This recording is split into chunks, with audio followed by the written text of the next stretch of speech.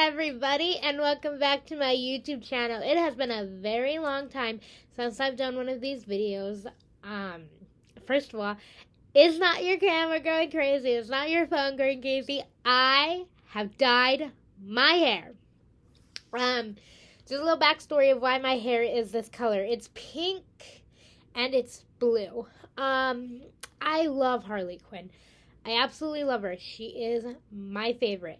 And besides my mom, she is my second number one non-fictional, non-real hero, role model character. And I love Margot Robbie. And I wanted to dye my hair like Harley Quinn. So I did blue and I did pink. I bleached my hair too because my hair is dark brown, so it was harder for me to do. But I bleached it. This is the colors it's going to be for a while. I love it. I just wanted to tell you guys about that. And my job lets us have it. I made sure to wait a while and wait to get a real job that I can actually stay at before I went and dyed my hair. But I love my hair. So I just wanted to start off by saying that.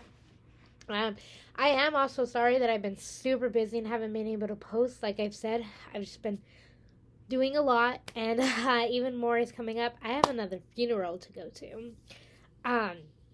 But yeah, I just wanted to clear my hair up, talk about why I haven't been available these times, why I am not going to be available soon. Also, I ordered on thrift books again. I have one more book that's coming hopefully tomorrow, but this is one of the books that came today. But this is One of Us is Back by Karen M. McManus. I probably say that name wrong. I think this is the third, book 3. I think this is the third and last book in the series. I say I think it's the third, but no, it's the third book. But I think it's the last book in the series. But anyways, I got this today. I also bought some rings today. I love them.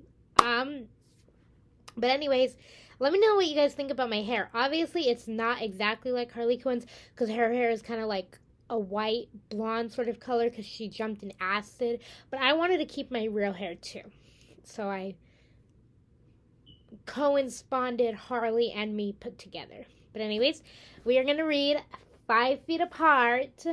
Maybe I'll do 2 chapters because I've been neglecting you guys so much lately. But also, I recently bought this too, the Crave series. This is my tea. I love my tea. Anyways, I recently bought the Crave series and I decorated it. I also bought this too. I bought it because it has previews. It doesn't in this one. They're the same book, these two, but this one has a picture of the academy they go to, and it has a bunch of other people's thoughts in it where this one doesn't. And now I'm on this one, and I only have 4 more to go. But I've only barely started this one. But anyways, here we go. Okay. This one is Chapter 9, Stella. Dr. Hammond frowns as I lift up my shirt, her dark eyebrows knitting together as she looks at the infected skin around my G-tube. I wince as she gently touches the inflamed red skin, and she mumbles an apology at my reaction. When I woke up this morning, I noticed the infection had gotten worse. When I saw the discharge oozing around the hole, I called her right away.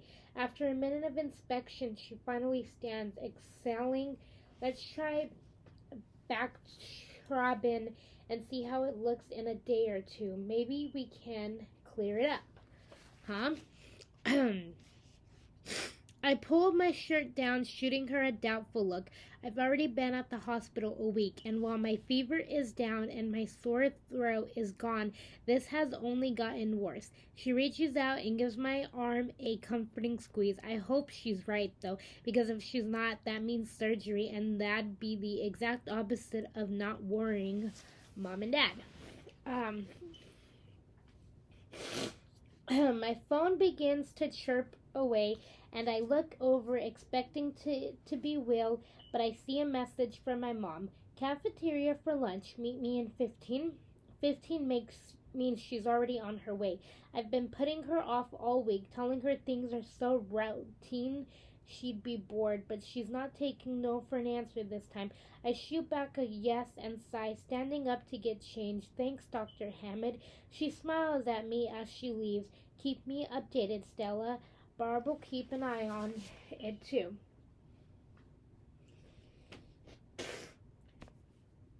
I pull on a clean pair of leggings and a sweatshirt, make a note to add Bacterian to the schedule in my app, then head up the elevator and across into building 2.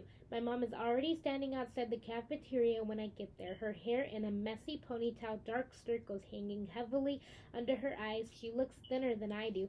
I give her a big hug, trying not to wince when she rubs against my G tube. Everything okay? She asks, her eyes appraising me. This is what it looks like when they're mixed together. You know, not anything crazy, but yeah. But anyways, I nod. Great. Treatments are a breeze. Breathing better already. Everything okay with you? I ask, studying her face. She nods, giving me a big smile that doesn't quite reach her eyes. Yep, everything's good. We get in the long line and get our usuals, a Caesar salad for her, a burger and milkshake for me, and a heaping plate of french fries for us to share.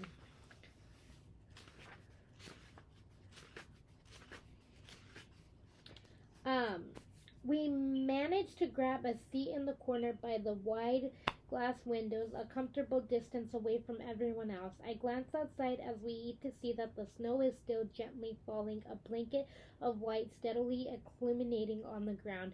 I hope my mom leaves before it gets too bad out there. I've finished my burger and 75% of the fries in the amount of time it takes my mom to eat about 3 bites of her salad. I watch as she picks up her food, face tired. She looks like she's been Googling again up until the early hours of the morning, reading page after page, article after article on lung treatments.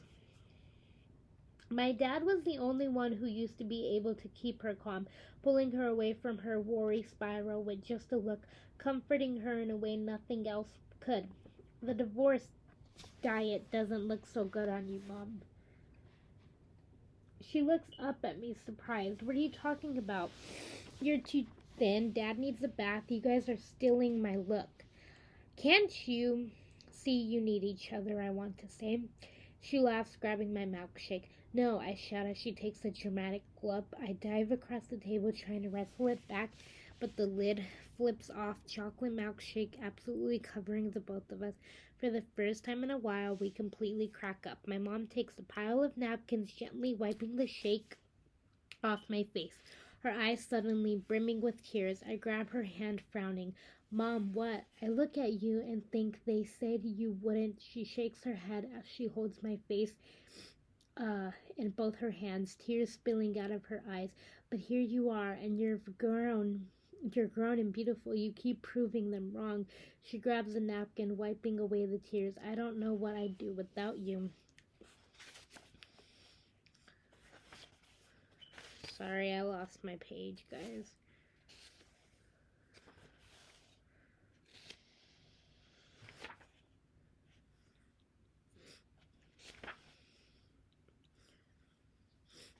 Okay.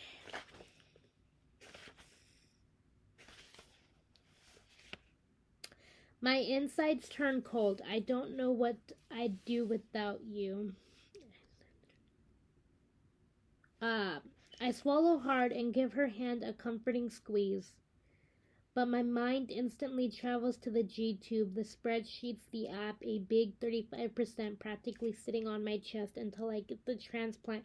That number isn't going back up. Until then, I'm the only one who can keep me alive, and I have to. I have to stay alive. Because I'm pretty sure keeping me alive is the only thing keeping my parents going. After my mom leaves, I head straight to the gym. With Will wanting to straighten my weak lungs as much as I possibly can. I almost tell him not to come so I can think everything over, but I know he probably hasn't set foot in the gym in ages. Plus, the combined worry of my parents and that thought would be too much for me to allow me to concentrate on anything else. At least Will going to the gym is a problem I can solve immediately. I start pedaling on a stationary bike. I haven't minded my afternoon workouts since the gym became one of the nicest places in the entire hospital. They renovated it 3 years ago and practically quadrupled its size, putting in basketball courts, a saltwater pool, shiny new cardio equipment, and rows of free weights. There is even an entire separate room for yoga and meditating, with wide windows looking out over the courtyard. Before that, the gym here had been an old dingy room with a handful of misplaced dumbbells and decaying equipment that looked like it was made after a year after the wheel had been invented. I look over to see Will holding on to a treadmill for dear life, gasping for breath as he power walks. His portable oxygen is slung over his shoulder in that classic trendy effort exercising style. I practically dragged him here, and I have to admit it's fun for me to see him concentrating too hard to be snarky. He couldn't even use his banned from leaving the third floor excuse because Barb is on the night shift today, and Julie was more than enthusiastic to have Will off doing something that will actually improve his lung function and overall health. So when does this little deal of ours become mutually beneficial? He manages to get out, looking across the entire room at me while I pedal away. He slows the speed down, gasping out words between breaths. I've done everything you've asked with no return on my investment. I'm gross, too sweaty, I say as a bed of sweat drops down my face. He slams the stop button on the treadmill, the machine halting abruptly as he spins around to face me, fixing his nose, Connell as he struggles to catch his breath. And my hair is dirty and I'm too tired, and my med card is, you want to draw me sweaty? Fine, I'll sweat harder. I start to pedal like my life depends on it. My RPM quadrupling, my lungs begin to burn, and I start coughing, oxygen hissing out of my funnel as I struggle for air. My legs slow down as I go into a coughing fit before finally catching my breath. He shakes his head. I immediately look back down at the growing digital numbers on the bike, trying to ignore the red creeping slowly up my face. Afterward, we both exhaustedly, I don't even think that's a word, guys, exhaustedly make our way to the empty yoga room. Me walking 6 feet ahead, I sit down against the wide windows, the glass cool from the blanket of white on the other side covering everything in sight. Do I need to pose or anything? I ask, my hand reaching up as I fix my hair. I strike a dramatic pose, which makes him laugh. He pulls out his sketchbook and a charcoal pencil. Surprise me as he puts on a pair of blue latex gloves. Nah, just act natural.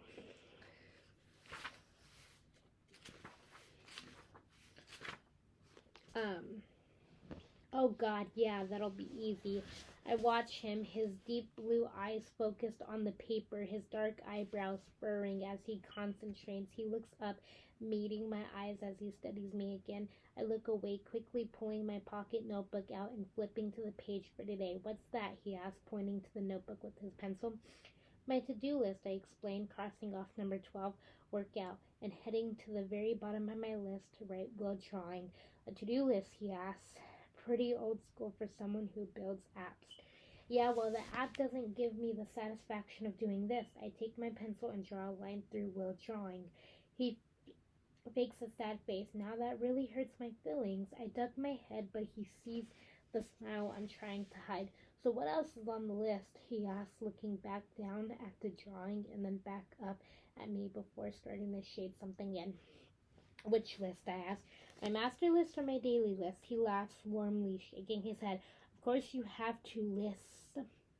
Immediate and long term. It makes sense. I shoot back, which only makes him smirk. Hit me with the master list. That's the big stuff. I flipped through the page, getting to the master list. I haven't looked at this page in a while. I've filled with different colored inks, red and blues and blacks, and a couple of sparkly fluorescent colors from a gel pen kit I got back in 6th grade. Let's see here. My finger trails up to the top. Volunteer for an important political cause. Done. I draw a line through it. Study all the works of William Shakespeare. Shakespeare. Done. I draw a line through that one. Sure. Share everything I know about CF with others. I have this YouTube page. I draw a line through it and look up at Will to see him. Not at all surprised. Someone's been checking up on me. So is your plan to die really, really smart so you can join the debate team of the dead? He points out the window with his pencil. You ever think about, I don't know, traveling the world or something? I look back down to see number 27. Sustained capital with Abby. No line through it. I clear my throat. Moving on. Learn to play the piano. Done. Speak fluent French. Will cuts me off. Seriously, do you ever do anything off list? No offense, but none of that sounds fun. I close the notebook and he continues. You want to hear my list? Take a painting class with Bob Ross. Lots of fun. Little tears and condemn yellow that you don't think will work, but then he's dead, I tell him. He grins me. He gives me a lopsided grin. Ah, well then, I guess I'll just have to settle for sex in the vanity. I roll my eyes at him. I think you have a better shot at meeting Bob Ross. He winks, but then his face gets serious. More serious than I'd ever seen it. Okay, I'd like to travel the world and really get to see it, you know? Not just the insides of hospitals. He looks back down at heaps sketching.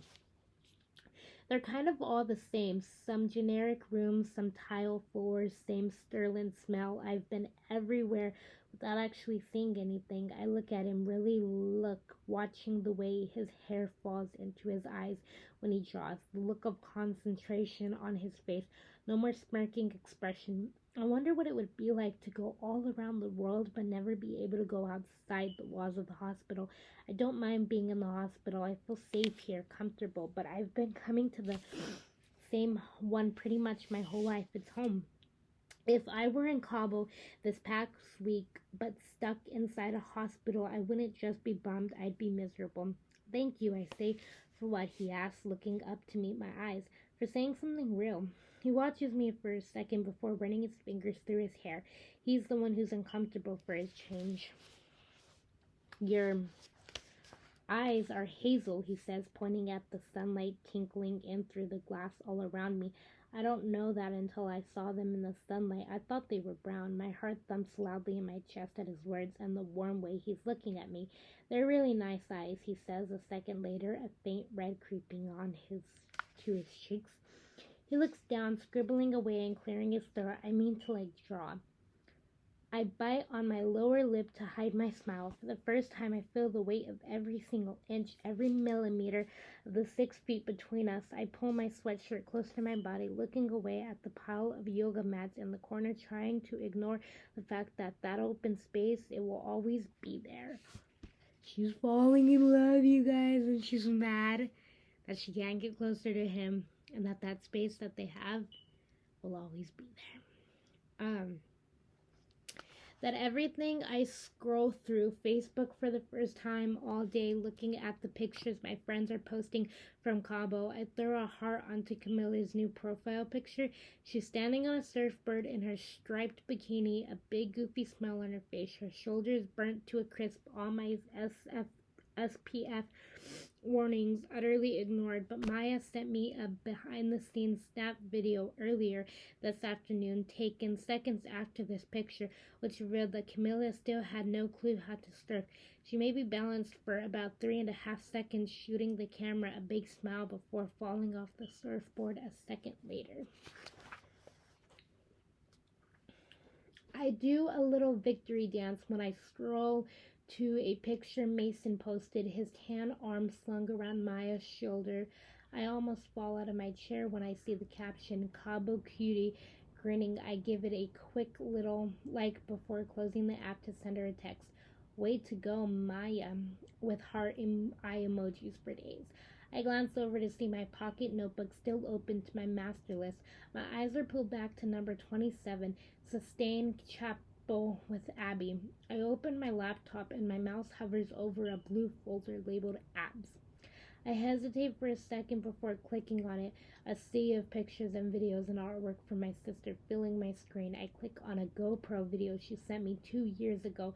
Her balancing on top of a high, rickety bridge. The screen is filled with the dizzying image of the distance from where she's sitting to the river below, the water underneath her strong enough to overtake anything in its path. Pretty crazy, huh, Stella? She says as the camera swings back to her and she adjusts her harness one more time. I thought you might like to see how this feels. She clicks her helmet in place, the GoPro view shifting back to show the edge of the bridge and the long, long way down, and I brought my jumping buddy. She holds up my stuffed panda, the one right next to me, now giving him a big squeeze. I'll hold him tight, don't worry. Then without even a second thought, she launches herself off the bridge. I fly through the air with her, her digited whoops echoing loudly through the speakers. Then comes the bounce. We fly back up, the panda's face coming onto the screen, Abby's voice breathless and giddy as she grips the panda tightly, screaming out, "Happy birthday, Stella." Swallowing hard, I slammed the laptop shut, knocking over a can of soda on the side table. The bubbling cola spills out all over the table and the floor. Great. I reached down to pick up the can, hoping over the puddle, and toss it into the trash bin on my way out into the hall.